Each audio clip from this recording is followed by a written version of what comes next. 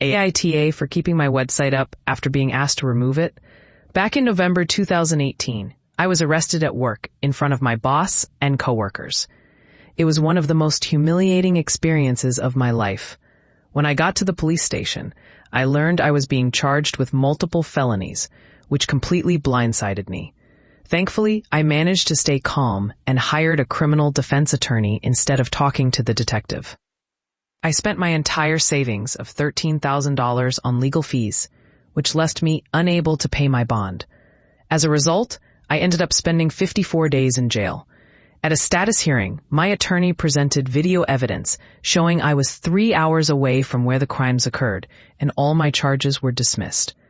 When I finally got out, I discovered I had lost my job, was facing eviction, and my son was in the state's care. His mother struggles with addiction, and I hadn't spoken to my parents in nearly 15 years. They wouldn't allow my son to stay with my girlfriend because they didn't consider her family. Since my release, I learned that I couldn't sue the police, and no one seemed to care that I had been locked up for over a month due to poor investigative work. I reached out to the local press, but they told me that what happened to me was not uncommon. They took down my information, but never followed up. So, I created a website to share my story, including the police report and other documents. The only reason I was arrested was because an eyewitness mistakenly identified me. If the detective had done his job, he would have verified my alibi. Now my website ranks number 2 on the first page of search results for my town.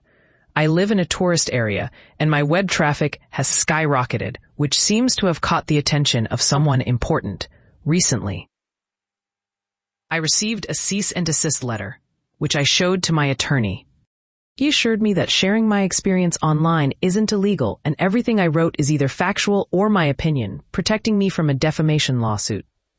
Yesterday, 2 officers and the detective who arrested me visited me.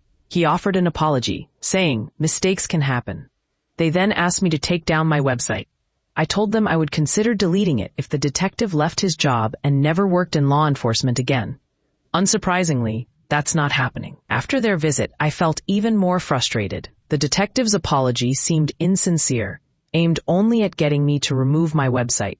I don't plan to delete it, and my girlfriend is my only supporter in this.